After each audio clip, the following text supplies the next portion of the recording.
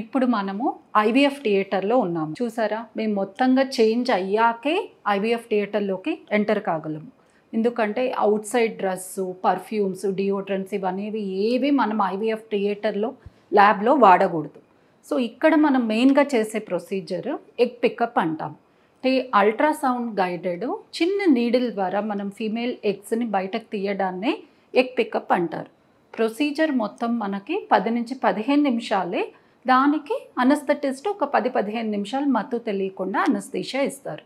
Procedure అయిన వెంటనే ఇక్కడి నుంచి రికవరీ రూమ్కి వెళ్తారనమాట. సో ఇప్పుడు మనము ఐవీఎఫ్ ల్యాబ్లో ఉన్నాము. ఇందాక ఐవీఎఫ్ థియేటర్లో ఇచ్చిన ఎగ్స్ మనము ఈ వెంట్ ద్వారా ఇక్కడికి ఎంబ్రియాలజిస్ట్కి హ్యాండ్ ఓవర్ చేస్తాం. సో ఈ లామినార్ ఫ్లో యూనిట్లో ఎగ్స్ అనేవి స్క్రీన్ చేసి దాని తర్వాత కరెక్ట్ క్వాలిటీ ఉన్న ఎగ్స్ని ఇక్కడ చూస్తున్నాం కదా, ఇక్సీ మిషన్స్, దీంట్లో మనము స్పర్మ్ని ఇంజెక్ట్ చేస్తాము. ఆ ప్రాసెస్ని ఇక్సీ అంటారు. సో ఐవీఎఫ్ ల్యాబ్ ఎంతో హైజెనిక్గా విత్ లాట్ ఆఫ్ ఫిల్టర్స్ అవంతా ఉండడము ఐవీఎఫ్ సక్సెస్కి ఎంతో ఇంపార్టెంట్. ఇలా ఈ ప్రాసెస్ కంప్లీట్ చేసిన తర్వాత ఫామ్ అయిన వాటిని ఎంబ్రియోస్ అంటాం.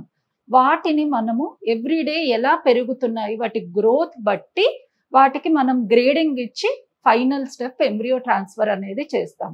ఆ ఎంబ్రియోస్ పెరగడానికి గమనించుకోవడానికి వాడుకునే ఇన్స్ట్రుమెంట్స్ని ఇంక్యుబేటర్స్ అంటాం. వాటినే మనం ఈ బాక్స్ ఇంక్యుబేటర్ అని, బెంచ్ టాప్ ఇంక్యుబేటర్ అని, వీటన్నిటిలో మనం ఎంతో జాగ్రత్తగా కరెక్ట్గా వాటిని స్క్రీన్ చేస్తేనే ఐవీఎఫ్ సక్సెస్ అనేది బెటర్గా ఉంటుంది. డాక్టర్ చందన గారు, ఇప్పుడు ల్యాబ్ అంతా చూపించారు, చాలా బాగా ఎక్స్ప్లెయిన్ చేశారు, చాలా నీట్ గా కూడా మెయింటైన్ చేస్తున్నారు, చాలా బాగుంది. సో ఫైనల్ స్టెప్ ఏంటి? Embryo transfer. అంటే అదే ఎలా చేస్తారు? ఇప్పుడు మనం చూసిన ల్యాబ్లో ఈ ఇక్సీ ప్రొసీజర్ ద్వారా ఎంబ్రియో అనేది క్రియేట్ చేస్తారు. ఆ క్రియేట్ చేసిన ఎంబ్రియోని మరి వైఫ్ యొక్క యుట్రస్ లోకి వెనక్కి పెట్టడాన్ని ఎంబ్రియో ట్రాన్స్ఫర్ అంటారు. అదే మనకు ఐవీఎఫ్ లో యాక్చువల్లీ ఇంపార్టెంట్ స్టెప్. అంటే దాన్ని బట్టే వాళ్ళ రిజల్ట్ అనేది ఉంటుంది. ఎంబ్రియో ట్రాన్స్ఫర్ చెప్పాలి అంటే మనకి డే కేసే, అంటే వాళ్ళు మార్నింగ్ వస్తారు, 1 hour 2 hours లో వెళ్ళిపోతారు.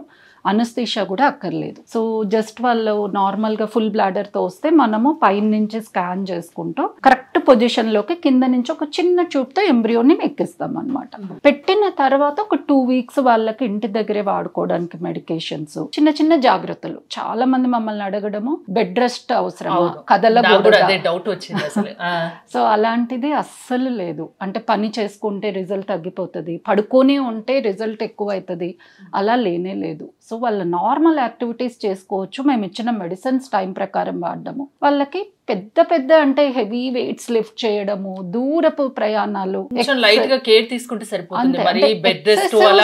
అలా తీసుకోకూడదు. మీరు అన్నట్లు అంతే, బెడ్ రెస్ట్ అక్కర్లేదు. కానీ ఇలానే మరి ఎక్కడెక్కడికో లాంగ్ జర్నీస్ అలా కూడా చేయకూడదు. అండ్ ఏమైనా జనరల్ హెల్త్ ఇష్యూస్ అలా వచ్చిన రిజల్ట్ తగ్గిపోతుంది కాబట్టి కొంచెం అవుట్ సైడ్ ఫుడ్ అవాయిడ్ చేయడము, కోల్డ్ థింగ్స్ తీసుకోకపోవడం, ఇలాంటి వరకు మినిమం చూసుకుంటే చాలు. అంటే ఫైనల్ ప్రెగ్నెన్సీ కన్ఫర్మేషన్ ఎప్పుడు ఇస్తారు? ఎంబ్రియో ట్రాన్స్ఫర్ దగ్గర నుంచి 2 weeksకి మనకి బీటా హెచ్సిజీ అనే ఒక బ్లడ్ టెస్ట్ చేస్తే మనకి రిజల్ట్ అనేది తెలిసిపోతుంది అనమాట. అంటే మీరు నాకు స్టార్టింగ్ లో చెప్పారు ఏజ్ బట్టి కూడా సక్సెస్ రేట్ ఉంటుందని. ఎలాంటి వాళ్ళకి సక్సెస్ రేట్ ఎక్కువ ఉంటుంది? ఫీమేల్ అండర్ 30 years ఉన్న వాళ్ళకి, ఆర్ మాక్సిమం అప్ టు 35-36 ఉన్న వాళ్ళకి, ఎగ్స్ అనేవి మనకి ఎక్కువ క్వాలిటీ ఉన్న వాళ్ళకి, అలానే వాళ్ళకి గర్భసంచిలో ఏమీ ప్రాబ్లమ్స్ లేకుండా మంచిగా పొర అనేది ఫామ్ అయిన వాళ్ళకి సక్సెస్ రేట్ అనేది ఎక్కువ ఉంటుంది. ఇంకోటి చాలా మందికి డౌట్, కొన్నిసార్లు ఐవీఎఫ్ ట్రీట్మెంట్ ఫెయిల్ అవుతూ కూడా ఉంటుంది, అన్నిసార్లు సక్సెస్ కాదు కదా. ఐవీఎఫ్ ట్రీట్మెంట్ అనేది ఒక్కరు ఎన్నిసార్లు చేయించుకోవచ్చు? ఐవీఎఫ్ ట్రీట్మెంట్ అనేది మన కండిషన్ బట్టి 2 నుంచి 3 సార్లు కూడా చేసుకోవచ్చు. కానీ మెజారిటీ ఆఫ్ టైం ఒక్కసారి ఐవీఎఫ్ ఫెయిల్ అయింది అంటే అది ఎందువలన అయి ఉంటుంది అనేది మనము డీటెయిల్గా చూడడం చాలా ఇంపార్టెంట్. అంటే బ్లైండ్గా నెంబర్ ఆఫ్ అటెంప్ట్స్ ఇంక్రీజ్ చేసుకోవడం కన్నా ఒక ఫెయిల్యూర్ని కూడా మనము ఎందుకు అయ్యిండొచ్చు అంటే డైరెక్ట్గా ఇది రీజన్ అని చెప్పలేకపోయినా ఇవి కాంట్రిబ్యూట్ చేసి ఉండొచ్చు, దీన్ని మనం 2వ సైకిల్లో ఎట్లా ఇంప్రూవ్ చేయొచ్చు అన్నది చూసుకొని ప్లాన్ చేస్తే మెజారిటీకి 2 నుంచి 3 సైకిల్స్ లోపల డెఫినెట్గా అయిపోవాలి. అంటే దేశవ్యాప్తంగా చూస్తే లక్షలాది మంది ఉన్నారు పిల్లలు లేని దంపతులు. ఈ మధ్య కాలంలో సంతానలేమి సమస్య పెరిగిపోతుంది. సో ఐవీఎఫ్ ట్రీట్మెంట్ ఎంతవరకు సేఫ్ అంటారు? ఇది నిజంగా ఈ ఐవీఎఫ్ ట్రీట్మెంట్ ఒక వరం లాంటిది పిల్లలు లేని వరకు, అది 100% కరెక్ట్.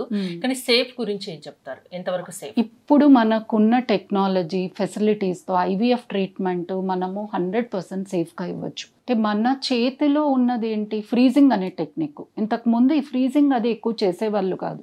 దాంతో ఐవీఎఫ్లో ఈ ఓవేరియన్ హైపర్ స్టిమ్యులేషన్ అని, ఓవరీ స్వెల్లింగ్, ఫ్లూయిడ్. ఇప్పుడు మనకి ఎవరికైతే లేదు వీళ్ళకి ఇప్పుడు ఎంబ్రియో ట్రాన్స్ఫర్ చేస్తే ప్రాబ్లం అనుకుంటామో వాళ్ళని ఫ్రీజ్ చేపిస్తాం. ఎంబ్రియోస్ ఫ్రీజ్ చేసి వాళ్ళ బాడీ నార్మల్కి వచ్చినప్పుడు వాటిని ట్రాన్స్ఫర్ చేస్తాం. సో ఈ పద్ధతిలో మేము చేయడం వల్ల ఈ ప్రాబ్లం అనేది ఓవేరియన్ హైపర్ స్టిమ్యులేషన్ మా క్లినిక్లో 0%. అంటే ఇంతవరకు ఒక్కరికి కూడా ప్రాబ్లం. ఈషా ఫర్టిలిటీ సెంటర్లో అడ్వాన్స్డ్ ఐవీఎఫ్ ట్రీట్మెంట్ అన్నారు, అంటే ఇదేనా? ఇది one of the advance treatment. ఇవే కాదు, దీంట్లో ఎన్నో వెరిఫికేషన్స్ ఉన్నాయి. అంటే స్పర్మ్ ప్రిపరేషనే మనము హస్బెండ్ యొక్క ప్రాబ్లం బట్టి ఒక 4 నుంచి 5 విధాలుగా చేయొచ్చు. తర్వాత ఎంబ్రియో ట్రాన్స్ఫర్ అన్నాం కదా, అక్కడ కూడా మనం ఎంబ్రియోని ఇంకా బెటర్ చేయడానికి అసిస్టెడ్ హ్యాచింగ్ అని, ఎంబ్రియో గ్లూ అని, అంటే గ్లూ అంటే మనం ఎట్లయితే గమ్మేసి అతికేతట్లు చేస్తామో ఎంబ్రియోకి కూడా అలాంటి పద్ధతి ఉంది. సో ఇంకా పీజీటీ అని, అంటే ఎంబ్రియోలో జెనెటిక్ ప్రాబ్లమ్స్ ఉన్నాయనేది కూడా మేము బయాప్సీ చేసి చూడగలం. సో ఇవన్నీ ఏంటంటే ఎవరికైతే సింపుల్ ఐవీఎఫ్తో రాదో వాళ్ళకి నెక్స్ట్ లెవెల్ ఆఫ్ ట్రీట్మెంట్స్. అంటే మా దగ్గర బయట ఐవీఎఫ్ ఫెయిల్స్ అయ్యి కూడా వచ్చే వాళ్ళు ఎంతో మంది ఉన్నారు. అందుకే అంటే 90% అని చెప్పాను, విన్నాను కాబట్టి చెప్పాను. సో అన్ని రకాలుగా కేర్ తీసుకుంటారు కాబట్టి మీకు సక్సెస్ రేట్ ఎక్కువ ఉంటుంది, అంతేనా? అడ్వాన్స్ టెక్నాలజీ కూడా ఈషా ఫర్టిలిటీ సెంటర్లో ఉంది. అడ్వాన్స్ టెక్నాలజీ ఒకటి, ఇంకొకటి వాళ్ళ ప్రాబ్లం బట్టి మేము ట్రీట్మెంట్ ఇస్తాం. అంటే వాళ్ళకి ముందు అయినవన్నీ చూసి ఎక్కడైతే ప్రాబ్లం ఉందో దాన్ని బట్టి మేము సజెస్ట్ చేస్తాం కాబట్టి ఐ థింక్ సక్సెస్ రేట్ అనేది ఎక్కువ ఇవ్వగలుగుతున్నాం. థ్యాంక్ యూ డాక్టర్ చందన గారు. చాలా విషయాలు ఐవీఎఫ్ ట్రీట్మెంట్ గురించి చాలా విషయాలు మాకు ఎక్స్ప్లెయిన్ చేశారు. చూసారు కదా, పిల్లలు లేని వారికి ఒక better option Isha fertility centre. ఇక్కడ 90% సక్సెస్ రేట్ ఉంటుంది. చూసాం కదా, ల్యాబ్ కూడా చూసాం, చాలా నీట్గా ఉంది, చాలా హైజెనిక్గా ఉంది, చాలా అడ్వాన్స్డ్ ట్రీట్మెంట్స్ కూడా ఇక్కడ ఉన్నాయి. మీరు కూడా పిల్లలు లేరు అని బాధపడద్దు, ఒక్కసారి ఈషా ఫర్టిలిటీ సెంటర్కి రండి.